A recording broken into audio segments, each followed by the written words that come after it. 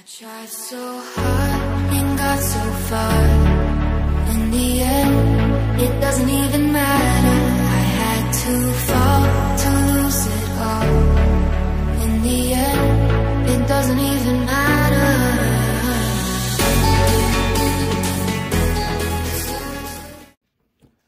여러분, 다이어트 정말 지긋지긋하지 않으세요?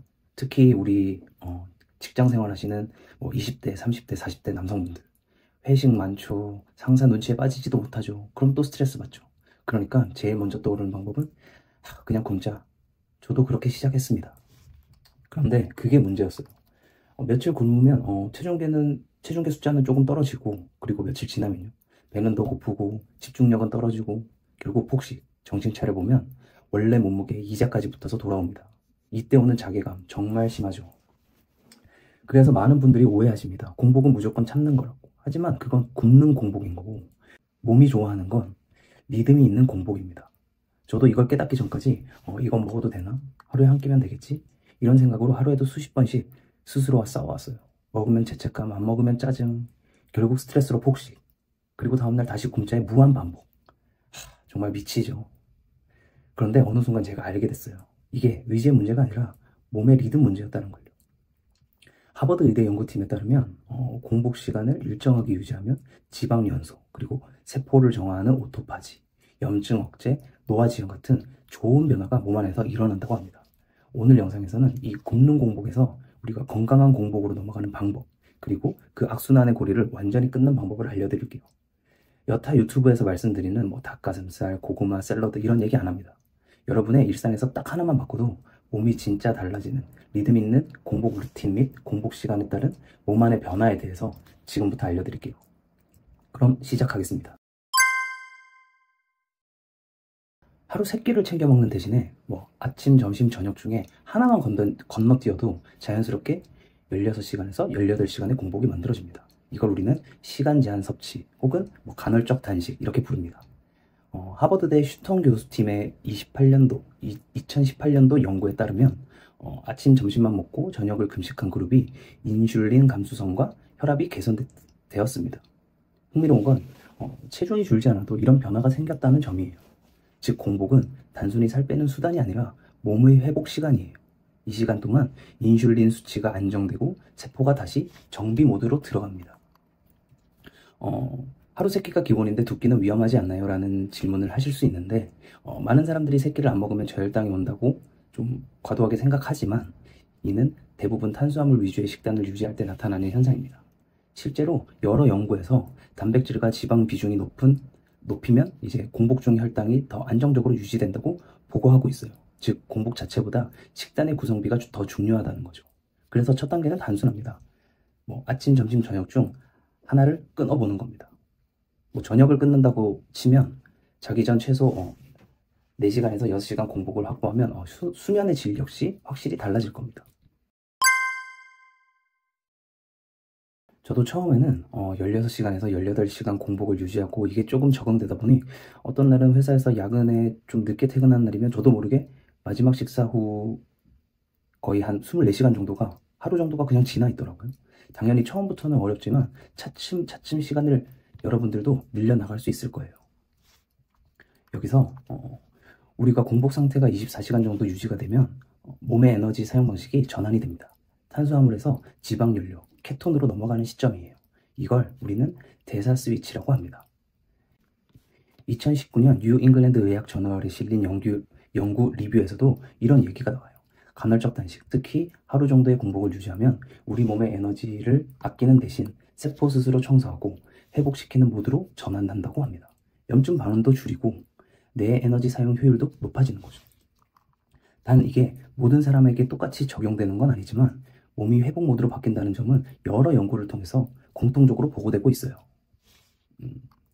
그렇다면 이제 하루를 굶으면 근손실이 오는 거 아닌가요? 웨이트를 열심히 하시는 분들은 또 이런 반문을 하실 수 있는데 하루를 굶으면 근육이 다 빠진다는 말, 이거는 실제로는 그 반대에 가까운 반응이 나타납니다. 연구에 따르면 하루 정도 공복 상태가 유지되면 몸 안의 성장 호르몬이 평소보다 3배에서 5배까지 늘어난다고 합니다.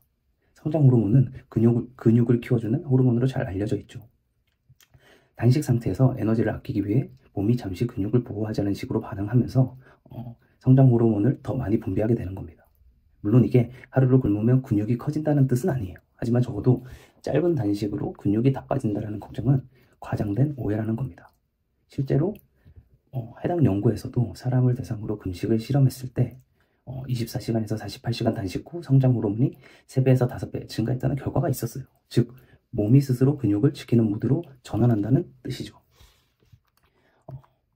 이 시점부터는 몸은 지방을 태우는 시스템으로 전환돼요. 그래서 24시간 공복은 단식의 문이 열리는 첫 관문입니다. 이때부터 몸의 자정 시스템이 돌아가기 시작합니다. 바로 오토파지, 즉 세포 스스로 청소하는 현상이 몸 안에서 시작되는 거예요. 노벨상 수상자 오스미 요시노리 박사의 연구에 따르면 공복이 일정 시간 지속되면 세포가 손상된 단백질과 미토콘드리아를 분해 재활용합니다. 이건 단순히 체중 감소가 아니라 세포의 재생이에요. 개인차는 있지만 하루 공복만으로도 충분히 청소 모드는 켜집니다. 이 시기에는 피로감이 약간 있을 수 있지만 그건 몸이 당 대신 지방을 쓰기 시작하는 적응기이기 때문이에요.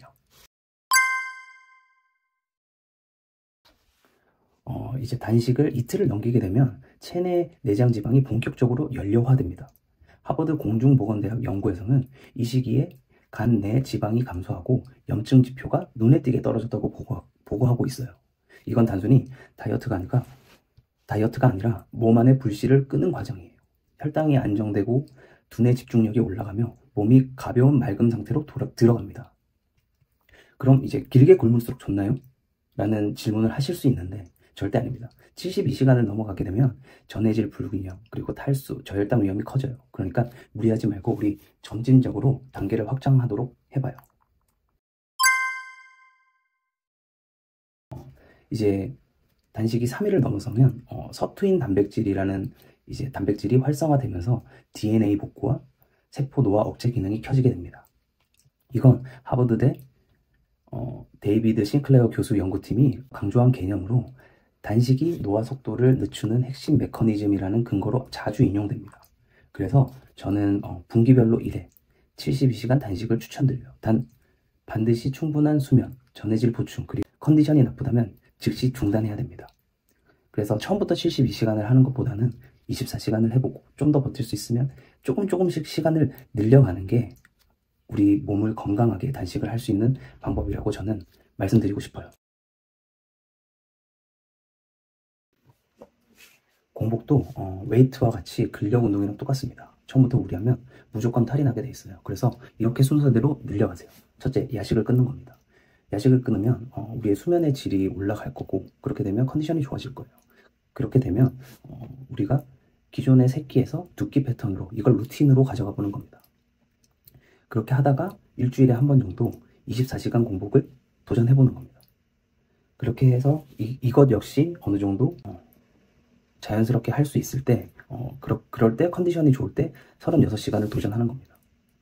그렇게 하다가 이제 또 어느 정도 여유가 생겼을 때 72시간을 도전하는 겁니다. 72시간은 바로 하는 것보다는 36시간에서 조금씩 시간을 늘려가면서 도전하는 것을 저는 추천드립니다. 그리고 단식 중엔 꼭 소금 한 꼬집과 물 충분히 드셔야 합니다. 두통과 어지러움은 대부분 이제 저나트륨이나 탈수 현상에서 오기 때문입니다.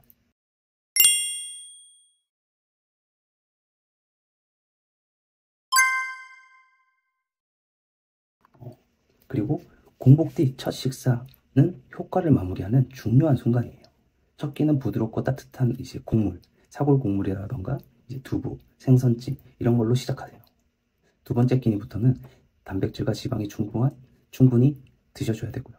단 생야채나 과당이 많은 과일은 천천히 드시는 걸 추천드립니다. 그리고 소금은 꼭 챙기세요. 여러분들이 보식이 그렇게 중요하냐고 이제 여쭤보실 수 있는데 단식이 끝나고 이제 먹자 하면서 이제 라면이라던가 빵이라던가 여러분들이 평소에 좋아하는 이제 과당이 많거나 탄수화물 위주의 음식들을 먹게 되면 그게 진짜 위험할 수 있습니다. 단식이 끝나면 우리 몸은 잠시 절전 모드에 들어가 있어요.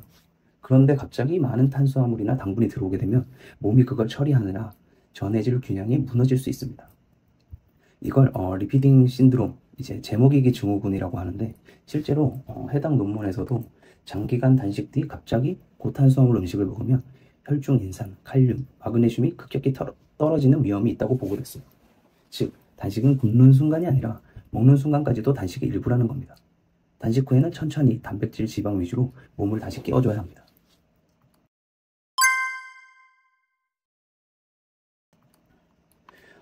우리가 하루에 3끼를 먹은 지는 인류 역사로 보면 얼마 되지 않습니다. 그렇기 때문에 하루 3끼는 현대의 습관일 뿐이에요. 인간의 몸은 먹는 시간보다 쉬는 시간에 더욱더 최적화되어 있습니다. 공복은 단순히 굶주림이 아니라 몸이 스스로 치유하고 리셋하는 시간입니다. 그래서 우리는 그 시간을 충분히 확보해야 되는 거예요. 여러분도 16시간부터 천천히 시작해보세요. 하루가 다르게 몸이 가벼워지고 잠이 깊어지고 머리가 맑아질 겁니다. 그리고 24시간을 넘기면 내 몸이 정말 달라지고 있구나를 몸소 느끼실 수 있을 거예요. 오늘도 영상이 조금이라도 도움이 되셨다면 좋아요, 댓글, 그리고 구독하기, 공복 매니아 루틴에 함께 해주세요.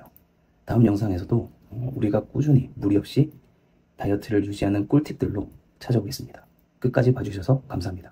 오늘도 건강한 공복 잘 지키세요. 안녕.